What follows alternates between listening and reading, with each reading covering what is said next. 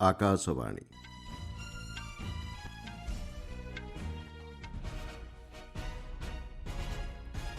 ସମ୍ବାଦ ପଢ଼ୁଛନ୍ତି ମଳୟ ରଞ୍ଜନ ମିଶ୍ର। ମୁଖ୍ୟ ସମ୍ବାଦ, ତାମିଲନାଡୁରେ ଏକକ ପର୍ଯ୍ୟାୟ ଏବଂ ପଶ୍ଚିମବଙ୍ଗରେ ପ୍ରଥମ ପର୍ଯ୍ୟାୟ ନିର୍ବାଚନ ପାଇଁ ଆସନ୍ତାକାଲି ହେବ ଭୋଟ୍ ଗ୍ରହଣ। କେରଳର ତ୍ରିଶୁର ଜିଲ୍ଲାରେ ବାଣ କାରଖାନା ବିସ୍ଫୋରଣରେ 13 ଜଣଙ୍କର ମୃତ୍ୟୁ। ଗଭୀର ଦୁଃଖ ପ୍ରକାଶ କଲେ ରାଷ୍ଟ୍ରପତି, ଉପରାଷ୍ଟ୍ରପତି ଓ ପ୍ରଧାନମନ୍ତ୍ରୀ। ଭାରତ ଜର୍ମାନୀ ସହଭାଗୀ ପ୍ରତିରକ୍ଷା ଶିଳ୍ପ ଇକୋସିଷ୍ଟମ୍ ସୃଷ୍ଟି ଉପରେ ଗୁରୁତ୍ୱ ପ୍ରଦାନ କଲେ ପ୍ରତିରକ୍ଷା ମନ୍ତ୍ରୀ। ଇରାନ୍ ସହ ଯୁଦ୍ଧବିରତି ସମୟସୀମାକୁ ଅନିର୍ଦ୍ଦିଷ୍ଟ କାଳ ପର୍ଯ୍ୟନ୍ତ ବୃଦ୍ଧି କରିବାକୁ ସହମତି ପ୍ରକାଶ କଲା ଆମେରିକା। ଏବଂ ଆଇପିଏଲ୍ କ୍ରିକେଟ୍ର ଗତକାଲିର ମ୍ୟାଚ୍ରେ ସନ୍ରାଇଜର୍ସ ହାଇଦ୍ରାବାଦ ବିଜୟୀ। ତାମିଲନାଡୁରେ ଏକକ ପର୍ଯ୍ୟାୟ ଏବଂ ପଶ୍ଚିମବଙ୍ଗରେ ପ୍ରଥମ ପର୍ଯ୍ୟାୟ ନିର୍ବାଚନ ପାଇଁ ଆସନ୍ତାକାଲି ମତଗ୍ରହଣ କରାଯିବ। ଗତ ସନ୍ଧ୍ୟାରେ ଏଥିପାଇଁ ପ୍ରଚାର କାର୍ଯ୍ୟ ଶେଷ ହୋଇଛି। ତାମିଲନାଡୁରେ 234ଟି ବିଧାନସଭା ଆସନ ପାଇଁ 4,023 ଜଣ ପ୍ରାର୍ଥୀ ନିର୍ବାଚନ ଲଢ଼ୁଛନ୍ତି। 5,73,43,000ରୁ ଅଧିକ ମତଦାତା ସେମାନଙ୍କର ମତାଧିକାର ସାବ୍ୟସ୍ତ କରିବେ। ପଶ୍ଚିମବଙ୍ଗ ବିଧାନସଭା ପାଇଁ ପ୍ରଥମ ପର୍ଯ୍ୟାୟରେ ଆସନ୍ତାକାଲି 16ଟି ଜିଲ୍ଲାର 152ଟି ଆସନରେ ମତଗ୍ରହଣ କରାଯିବ।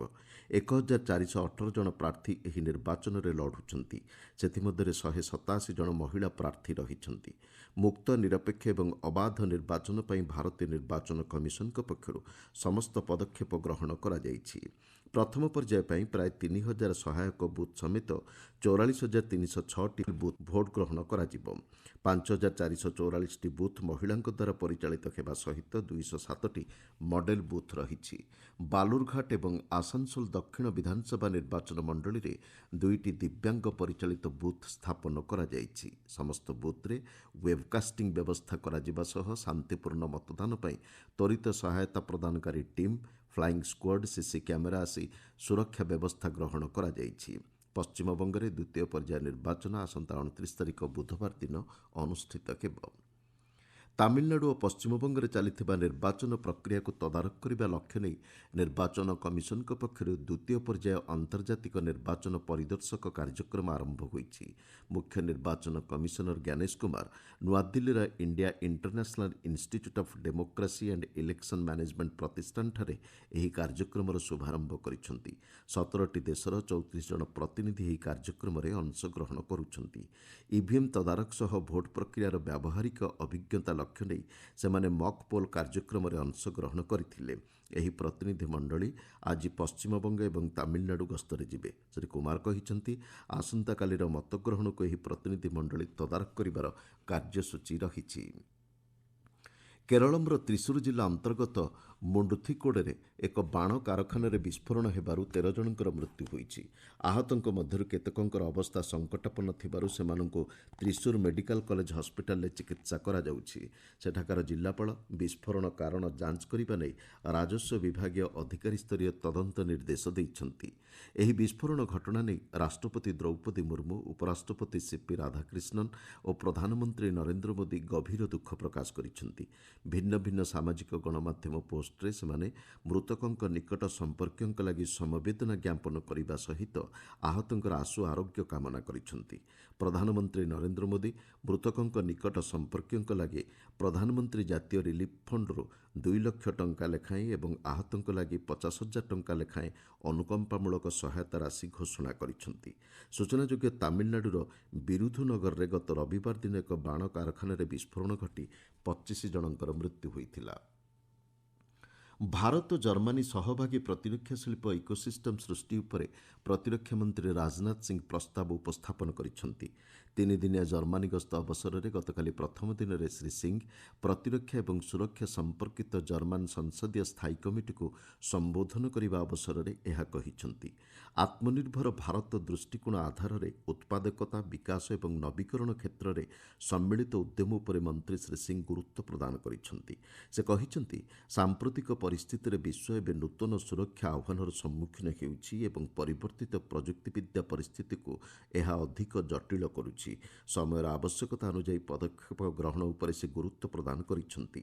ପ୍ରଧାନମନ୍ତ୍ରୀ ନରେନ୍ଦ୍ର ମୋଦିଙ୍କ ଦୂରଦୃଷ୍ଟିପୂର୍ଣ୍ଣ ନେତୃତ୍ୱ ମାଧ୍ୟମରେ ଭାରତରେ ପ୍ରତିରକ୍ଷା କ୍ଷେତ୍ରରେ ଅଭୂତପୂର୍ବ ପରିବର୍ତ୍ତନ ଘଟିଛି ବୋଲି ଶ୍ରୀ ସିଂ କହିଛନ୍ତି। ଜର୍ମାନ ଶିଳ୍ପୋଦ୍ୟୋଗୀ ବର୍ଦ୍ଧିତ ସହଭାଗିତା ମାଧ୍ୟମରେ ଏହାର ସୁଫଳ ପାଇପାରିବେ ବୋଲି ପ୍ରତିରକ୍ଷା ମନ୍ତ୍ରୀ ଦୃଢ଼ୋକ୍ତି ପ୍ରକାଶ କରିଛନ୍ତି। ଆପଣମାନେ ସମ୍ବାଦ ଶୁଣୁଛନ୍ତି ଆକାଶବାଣୀରୁ। ଇରାନ ସହ ଯୁଦ୍ଧବିରତି ସମୟସୀମାକୁ ଅନିର୍ଦ୍ଦିଷ୍ଟ କାଳ ପର୍ଯ୍ୟନ୍ତ ବୃଦ୍ଧି କରିବାକୁ ଆମେରିକା ରାଷ୍ଟ୍ରପତି ଡୋନାଲ୍ଡ ଟ୍ରମ୍ପ ସହମତି ପ୍ରକାଶ କରିଛନ୍ତି।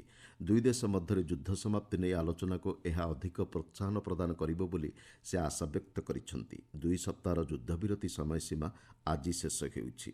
ଟ୍ରୁଥ୍ ସାମାଜିକ ଗଣମାଧ୍ୟମ ପୋଷ୍ଟରେ ଏ ସମ୍ପର୍କରେ ସୂଚନା ଦେଇ ଶ୍ରୀ ଟ୍ରମ୍ପ କହିଛନ୍ତି, ପାକିସ୍ତାନର ଅନୁରୋଧ କ୍ରମେ ଏହି ନିଷ୍ପତ୍ତି ଗ୍ରହଣ କରାଯାଇଛି। ତେବେ ଇରାନର ବନ୍ଦର ତଥା ଉପକୂଳ ଅଞ୍ଚଳରେ ଆମେରିକା ନୌସେନାର ଅବରୋଧ ପୂର୍ବ ଭଳି ଜାରି ରହିବ।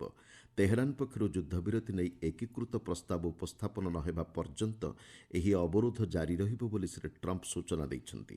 ତେବେ ଅନ୍ୟପକ୍ଷରେ ଅବରୋଧକୁ ଇରାନ ପକ୍ଷରୁ ଯୁଦ୍ଧ କାର୍ଯ୍ୟ ବୋଲି ବିବେଚନା କରାଯାଇଛି।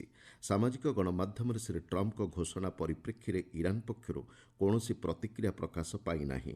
ଇରାନର ରେଭଲ୍ୟୁସନାରୀ ଗାର୍ଡ ସହିତ ଜଡ଼ିତ ଗଣମାଧ୍ୟମ ତସ୍ନିମ୍ ନ୍ୟୁଜ୍ ଏଜେନ୍ସି କହିଛି, ଯୁଦ୍ଧବିରତି ପାଇଁ ଇରାନ ପକ୍ଷରୁ କୌଣସି ଅନୁରୋଧ କରାଯାଇ ନାହିଁ।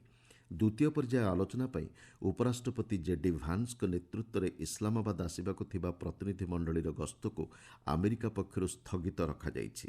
ଇତିମଧ୍ୟରେ ଇରାନ ସହିତ ଜଡ଼ିତ 14 ଜଣ ବ୍ୟକ୍ତି, ସଂସ୍ଥା ଏବଂ ବିମାନ ଉଡ଼ାଣ ଉପରେ ଆମେରିକା ପକ୍ଷରୁ ପ୍ରତିବନ୍ଧକ ଲଗାଯାଇଛି। ଇରାନ ପକ୍ଷରୁ ଅସ୍ତ୍ରଶସ୍ତ୍ର ତଥା ଯୁଦ୍ଧ ଉପାଦାନ ସଂଗ୍ରହ ଏବଂ ପରିବହନରେ ସମ୍ପୃକ୍ତ ଯୋଗାଣ କ୍ଷେତ୍ରକୁ ଲକ୍ଷ୍ୟ କରି ଆମେରିକା ପକ୍ଷରୁ ଏହି ପଦକ୍ଷେପ ଗ୍ରହଣ କରାଯାଇଥିବା ଜଣାପଡ଼ିଛି। ଜାମ୍ମୁ କାଶ୍ମୀରରେ ପହଲଗାମ ଆତଙ୍କବାଦୀ ଆକ୍ରମଣକୁ ଗତକାଲି 1 ବର୍ଷ ପୂରଣ ହୋଇଛି। ଆତଙ୍କବାଦୀଙ୍କ ଆକ୍ରମଣରେ ଗତବର୍ଷ ଏପ୍ରିଲ 21 ତାରିଖରେ 26 ଜଣ ନିରୀହ ଲୋକଙ୍କର ମୃତ୍ୟୁ ହୋଇଥିଲା। ସେଥିରେ ଅଧିକାଂଶ ପର୍ଯ୍ୟଟକ ରହିଥିଲେ। ଏହି ଆକ୍ରମଣକୁ ବିଶ୍ୱସ୍ତରରେ ନିନ୍ଦା କରାଯାଇଥିଲା। ଆକ୍ରମଣର ପ୍ରତିଜବାବରେ ଭାରତ ଅପରେସନ ସିନ୍ଦୁର ଆରମ୍ଭ କରିଥିଲା। ଗତବର୍ଷ ମେ ମାସ 6 ଓ 7 ତାରିଖ ରାତିରେ ନିୟନ୍ତ୍ରଣ ରେଖା ପାର କରି ପାକିସ୍ତାନର ଆତଙ୍କବାଦୀ ଭିତ୍ତିଭୂମିକୁ ଭାରତୀୟ ସେନା ପକ୍ଷରୁ ଲକ୍ଷ୍ୟଭେଦୀ ଆକ୍ରମଣ କରାଯାଇଥିଲା। ପାକ୍ ଅଧିକୃତ ଜାମ୍ମୁ କାଶ୍ମୀର ଅଞ୍ଚଳରେ 9ଟି ଆତଙ୍କବାଦୀ ଶିବିର ନଷ୍ଟ ହେବା ସହ 100ରୁ ଅଧିକ ଆତଙ୍କବାଦୀ ଏବଂ ଏହି କାର୍ଯ୍ୟକଳାପ ସହ ସଂଶ୍ଳିଷ୍ଟ ବ୍ୟକ୍ତିଙ୍କର ମୃତ୍ୟୁ ହୋଇଥିଲା। ଜୈଶ-ଇ ମହମ୍ମଦ, ଲସ୍କର ଏ ତୋଇବା ଏବଂ ହିଜବୁଲ ମୁଜାହିଦ୍ଦିନ ଭଳି ସଂଗଠନର ପାକିସ୍ତାନ ସ୍ଥିତ ଭିତ୍ତିଭୂମି କ୍ଷତିଗ୍ରସ୍ତ ହୋଇଥିଲା। ଭାରତର ପ୍ରତିରକ୍ଷା ଇତିହାସରେ ଏହା ଏକ ନିର୍ଣ୍ଣାୟକ ସମୟ ଭାବେ ସ୍ମରଣ କରାଯାଉଛି। ସାମାଜିକ ଗଣମାଧ୍ୟମ ପୋଷ୍ଟରେ ଭାରତୀୟ ସେନା ଚେତାବନୀ ଦେଇ କହିଛି, ମାନବତାର ସୀମା ଉଲ୍ଲଂଘନ କ୍ଷେତ୍ରରେ ଜବାବ ନିର୍ଣ୍ଣାୟକ ହୋଇଥାଏ। ଉତ୍ତରାଖଣ୍ଡ ରୁଦ୍ରପ୍ରୟାଗ ଜିଲ୍ଲା ଅନ୍ତର୍ଗତ ଶ୍ରୀ କେଦାରନାଥ ଧାମର ଦ୍ୱାର ଆଜି ଶ୍ରଦ୍ଧାଳୁଙ୍କ ପାଇଁ ଉନ୍ମୁକ୍ତ ହେବ। ଜିଲ୍ଲା ମାଜିଷ୍ଟ୍ରେଟ ବିଶାଳ ମିଶ୍ର ଏ ସମ୍ପର୍କରେ ସୂଚନା ଦେଇ କହିଛନ୍ତି, ଶ୍ରଦ୍ଧାଳୁଙ୍କ ଯାତ୍ରା ପାଇଁ ପ୍ରଶାସନ ପକ୍ଷରୁ ସମସ୍ତ ବ୍ୟବସ୍ଥା ଗ୍ରହଣ କରାଯାଇଛି। ଚାମୋଲି ଜିଲ୍ଲାସ୍ଥିତ ବଦ୍ରିନାଥ ଧାମର ଦ୍ୱାର ଆସନ୍ତାକାଲି ଭକ୍ତଙ୍କ ପାଇଁ ଉନ୍ମୁକ୍ତ ହେବ।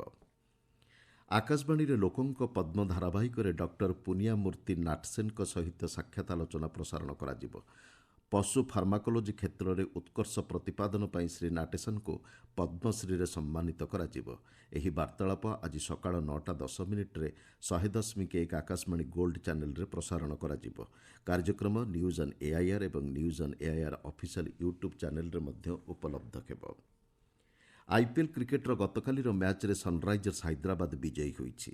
ହାଇଦ୍ରାବାଦର ରାଜୀବ ଗାନ୍ଧୀ ଆନ୍ତର୍ଜାତିକ ଷ୍ଟାଡିୟମ୍ଠାରେ ଖେଳାଯାଇଥିବା ଏହି ମ୍ୟାଚ୍ରେ ସନ୍ରାଇଜର୍ସ ହାଇଦ୍ରାବାଦ 47 ରନ୍ରେ ଦିଲ୍ଲୀ କ୍ୟାପିଟାଲ୍ସକୁ ପରାସ୍ତ କରିଛି।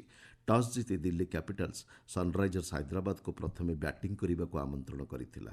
ନିର୍ଦ୍ଧାରିତ 20 ଓଭରରେ ମାତ୍ର 2ଟି ୱିକେଟ୍ ବିନିମୟରେ ସନ୍ରାଇଜର୍ସ ହାଇଦ୍ରାବାଦ 242 ରନ୍ ସଂଗ୍ରହ କରିଥିଲା।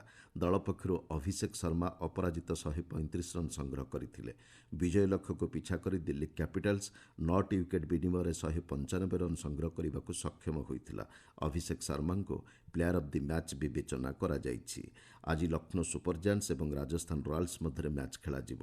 ଲକ୍ଷ୍ନୌର ଏକନା କ୍ରିକେଟ୍ ଷ୍ଟାଡିୟମ୍ଠାରେ ସନ୍ଧ୍ୟା 7:30 ଏହି ମ୍ୟାଚ୍ ଆରମ୍ଭ ହେବ। ମୁଖ୍ୟ ସମ୍ବାଦଗୁଡ଼ିକ ପୁଣି ଥରେ। ତାମିଲନାଡୁରେ ଏକକ ପର୍ଯ୍ୟାୟ ଏବଂ ପଶ୍ଚିମବଙ୍ଗରେ ପ୍ରଥମ ପର୍ଯ୍ୟାୟ ନିର୍ବାଚନ ପାଇଁ ଆସନ୍ତାକାଲି ହେବ ଭୋଟ୍ ଗ୍ରହଣ। କେରଳର ତ୍ରିଶୂର ଜିଲ୍ଲାରେ ବାଣ କାରଖାନା ବିସ୍ଫୋରଣରେ 13 ଜଣଙ୍କର ମୃତ୍ୟୁ।